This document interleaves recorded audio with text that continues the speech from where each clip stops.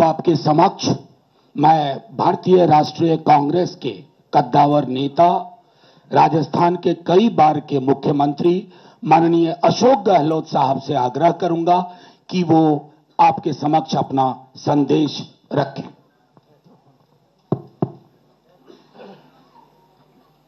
नेता प्रतिपक्ष तेजस्वी यादव जी और तमाम मंच पे बैठे हुए हमारे साथीगण, मेरे पूर्व में अभी जो कमेंट्स किए गए थे वो भी आपके सामने रखे।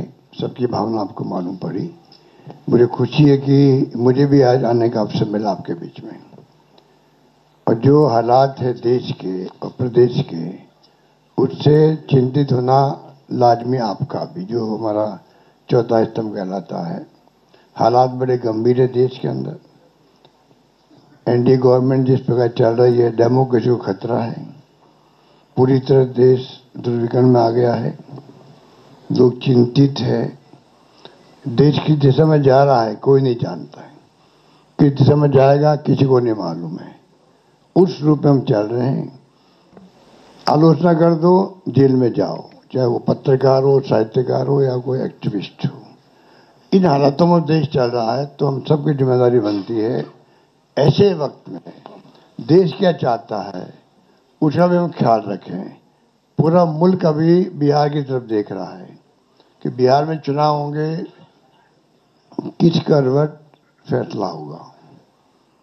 बिहार में आप मुझसे ज़्यादा जानते हैं क्योंकि यहाँ के रहने वाले भी हैं, एक्सपर्ट भी हैं, मीडिया के साथी भी हैं। हालात बड़े गंभीर हैं, चाहे बेरोजगारी हो, चाहे वो अन्य समस्या लोकल हो जो बताई गई। अभी आपके सामने जब बताया दीपांकर जी ने और सानी जी ने, सब साथियों ने, तो हालात वही है। किसान हो, मजदूर हो, आम आदमी हो, छात्र हो, युवा हो, चिंता लगी हुई है रोजगार की उसको।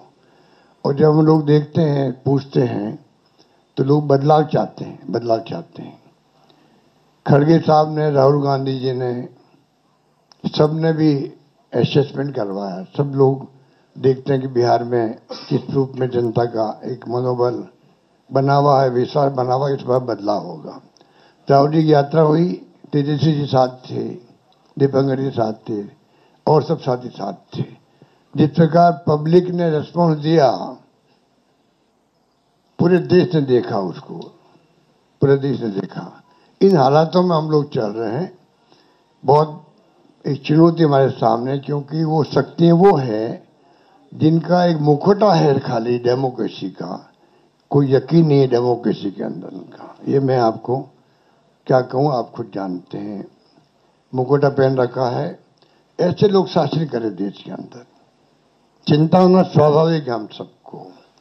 इसलिए मैं कहना चाहूँगा कि इस मौके पर जो है, इस मौके पर अभी दीपांकर जी कह रहे थे कि पिछला चुनाव भी जो है, अभी तो इंडिया गठबंधन बन गया प्रदेश भर के अंदर, अच्छी परफॉर्मेंस दी है पार्लियामेंट के अंदर। कोई कम बात नहीं थी। 240 पे लाके छोड़ दिया उन लोगों को। 400 पार के नारे लगा रहे थे वो लोग। सब कुछ देख लिया देश ने, और फाउल नहीं खेलते तो हो सकता है सरकार भी उनकी नहीं बनती। उन हालातों में जब देखते हैं तो पाते हैं कि अब लोग समझ गए हैं। पिछला गठबंधन आपका लोकल था, महागठबंधन। तेजस्वी जी ने उस वक्त में भी कमाल किया, और जिस रूप में मामूली वोटों के अंतर से सरकार उनकी बन गई, मामूली वोटों के अंतर से बन गई सरकार उनकी थी। जिस प्रकार से साम दाम दंड भेद, ये उनका भाव है। बदले की भावना उनके फितरत के अंदर है। ऐसे लोग बैठे हुए हैं। धन बल का कोई कमी नहीं है। आपका जो इलेक्ट्रल बॉन्ड, वो तो एक एग्जाम्पल है। सुप्रीम कोर्ट ने कहा अनकॉन्स्टिट्यूशनल है ये। इतने कैसे काम चलेगा?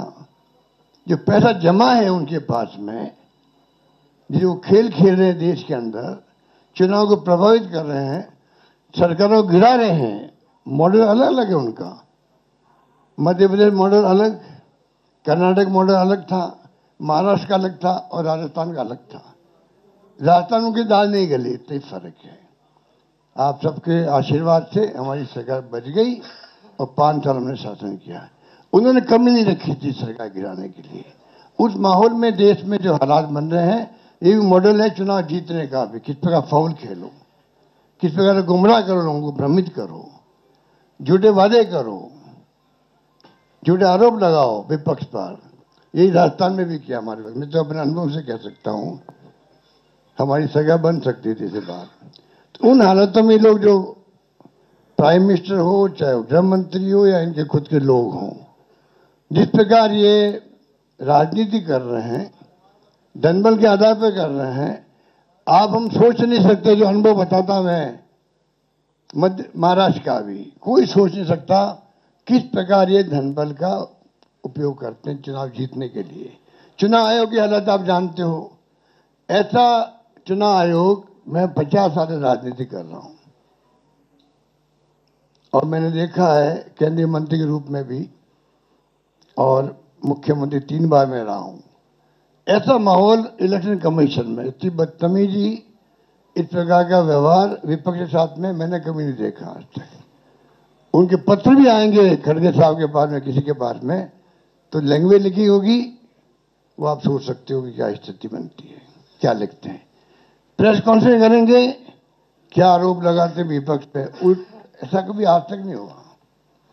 लोगों को विश्वास उठ रहा है इलेक्शन कमीशन में भी, चाइना में भी और रशिया में भी इलेक्शन कमीशन है, वहां पे भी। पर चुनाव वहां एक पार्टी जीतती है, तो क्या हम अपने मुल्क को उस दिशा में लेना चाहते हैं? वो चिंता हम सबको होनी चाहिए, आपको भी होनी चाहिए। इसलिए मैं ये कह सकता हूं, खड़गे साहब, राहुल गांधी जी और तमाम जो साथी बैठे हमारे, इन सब की राय लेकर के हम लोगों ने तय किया है इस चुनाव में अगले मुख्यमंत्री के चेहरे के रूप में तेजस्वी यादव जी को हम लोग सपोर्ट करते हैं, जो एक नौजवान है, लंबा फ्यूचर है इनके साथ में। और मेरा अनुभव से मैं कह सकता हूं, जिसका लंबा फ्यूचर होता है, पब्लिक उनको साथ देती है। ये नौजवान है, कमिटमेंट रखते हैं। पिछली बार भी जो उन्होंने स्लोगन दिए थे, नौकरी के दो या कोई दो, या जो वादे किए थे, उसमें खरे उतरे। ये ऐसा व्यक्तित्व आपके सामने नौजवान के रूप में आया है। सोच समझ के सबने फैसला किया है।